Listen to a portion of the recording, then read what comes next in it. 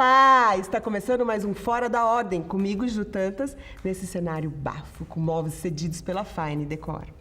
Hoje queremos falar sobre liberdade sexual, mas sem entrar no mérito da opção. Fala pra mim, você vive os seus desejos mais verdadeiros ou você é reprimido por uma sociedade machista e severamente cristã? Para nos dar uma luz sobre o tema, vamos falar com o poeta e professor de filosofia José Lima Júnior.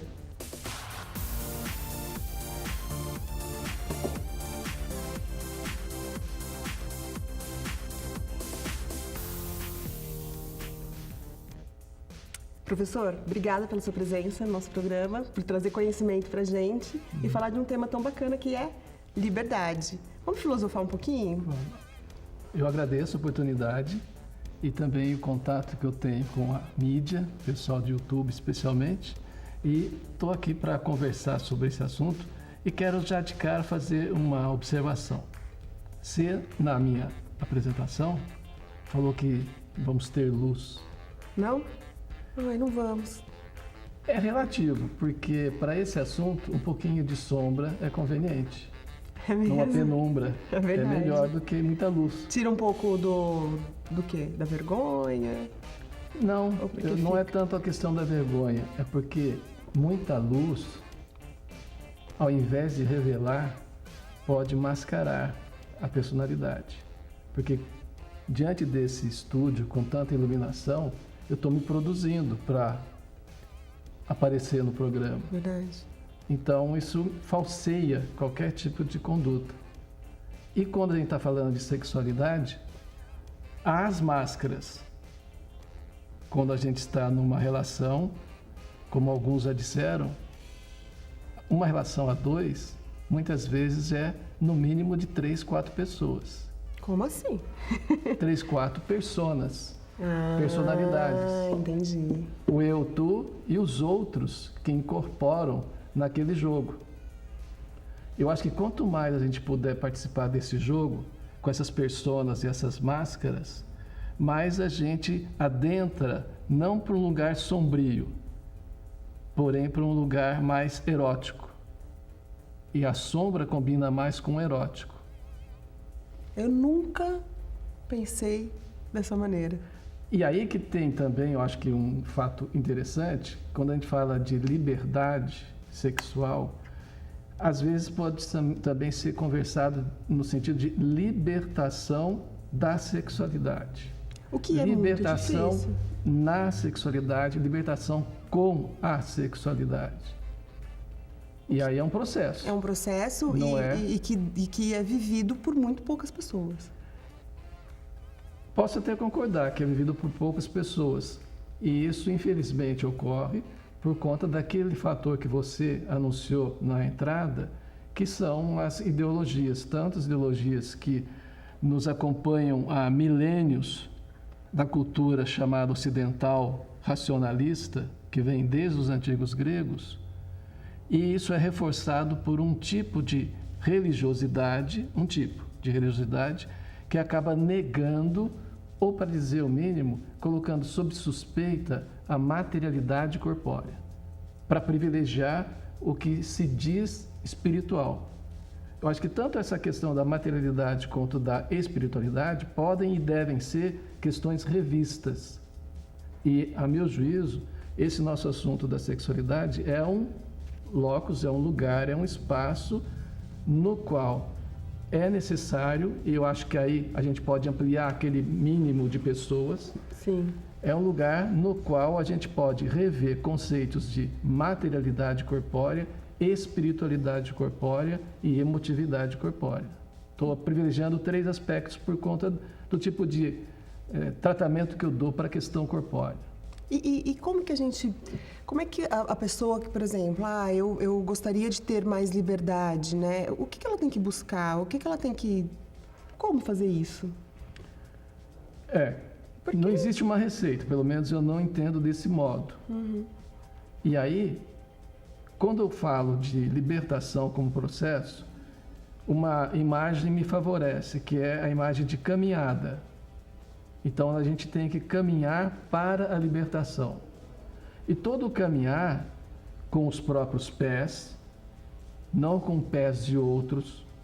Então já começa você se assumindo e se conhecendo. Qual é a sua passada? Qual é o seu tipo Na verdade, é um processo forte de autoconhecimento. Começa por aí.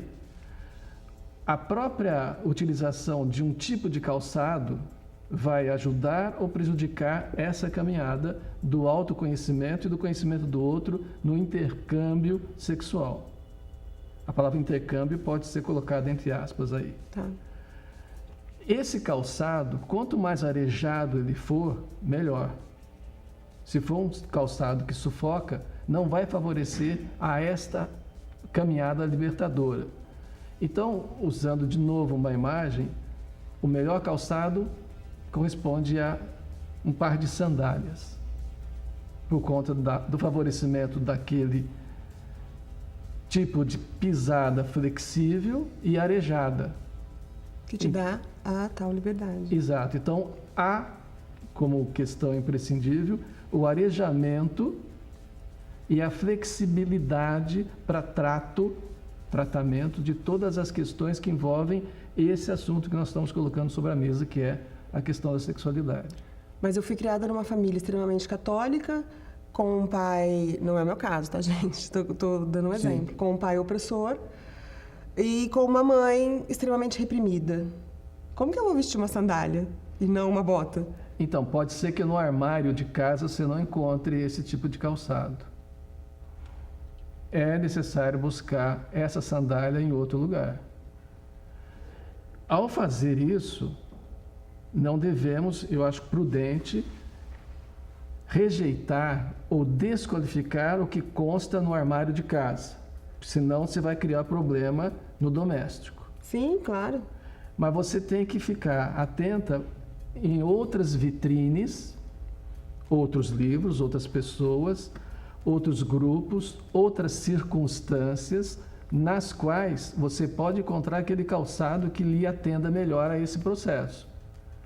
Mas eu repito, o processo de libertação, muitas vezes, ele é levado num ritmo que causa um problema em outros espaços nos quais nós já estamos. Com isso, eu não quero dizer que nós não devamos ter a ousadia de rompimentos. Mas talvez a consciência de que isso vai acontecer. Isso. E, tanto quanto possível, ter o cuidado para que tais rupturas não venham a comprometer e prejudicar aqueles laços nos quais nós passamos a existir. Que agora você deu um exemplo, né, hipotético de casa. Sim. Então... Mas poderia ser um casamento? Sim, exatamente. Então você, para dar o passo da libertação, no que eu estou pensando, repito, imprescindível uma ruptura. Porém, é que devamos também ter o cuidado no sentido de esta ruptura não se constituir num novo problema, porque você vai carregar esse problema para frente. E como fazer isso? Complicado. Aí é caso a caso e, como eu disse antes, não existe uma regra, uma receita. Claro. Eu acho que quando alguém se pergunta como que eu vou fazer... Já é um primeiro passo? Já. Porque é nesses contextos de crise é que eu vou ter a oportunidade de me reinventar. Se aquele cabedal, se aquela minha bagagem, se aquele meu conjunto de valores parece insuficiente, nem todos os valores que estão aí ofertados são necessariamente válidos. Então, é uma oportunidade nesse assunto, em qualquer outro assunto, de você inventar os próprios valores. Agora eu vou me valer de uma frase usada pelo Nietzsche, não foi ele que inventou, mas é que você deve tornar aquilo que você é, na autossuperação. Não seguir ninguém e não ser refém de ninguém. Então, reinventar. E esse reinventar, né? Esse ser livre para a mulher é um pouco mais difícil, né?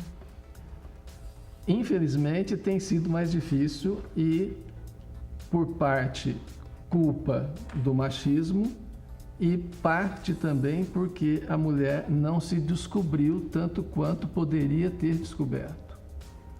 Um exemplo bem bobinho. Nós estamos no final da conversa, mas eu quero aproveitar Sim, claro. de fazer alusão a isso. A liberdade mais interessante está dentro de um processo de libertação. A liberdade plena, total, não existe. Eu ia te perguntar isso Não, agora. não existe. Não tem como.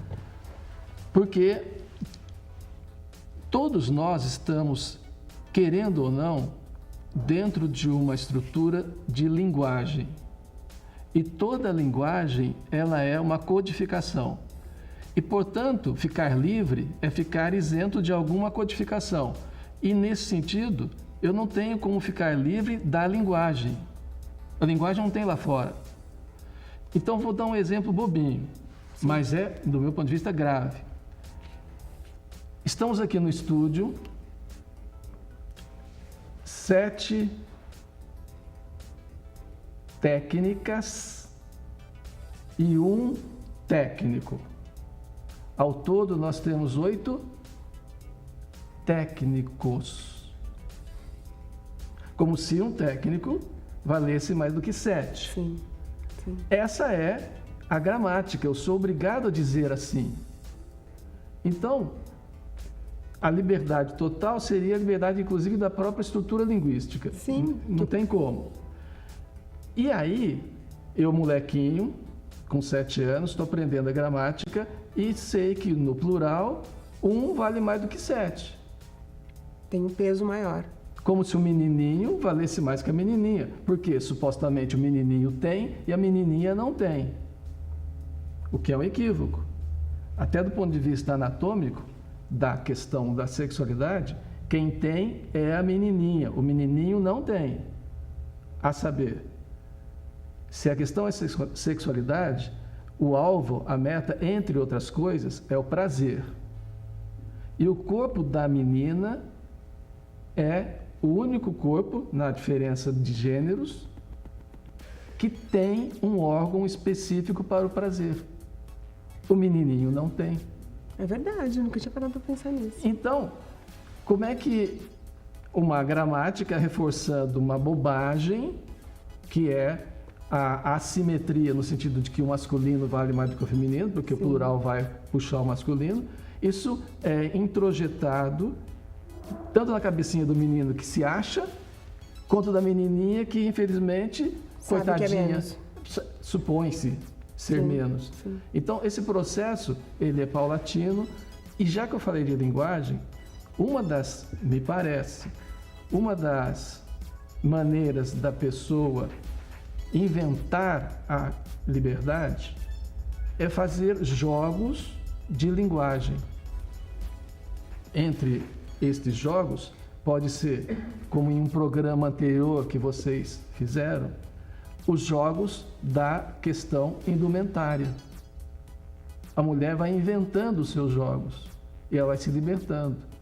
Ou, num outro contexto, vai jogando, inventando com palavras. E aí a mulher vai se tornando dona da linguagem. E é uma maneira de pensar esse processo. Mas eu estou seguro de que eu não estou respondendo a tua pergunta plenamente. Eu estou conversando em torno da sua questão. Sim, sim, até porque é muito complexo, né? Quando a gente fala de sexualidade, eu acho que para ambos os sexos é muito complicado, né? Existe toda uma cultura de que a mulher, ela não é proativa, ela é reativa, né? E o homem, por sua vez, tem que ser muito proativo.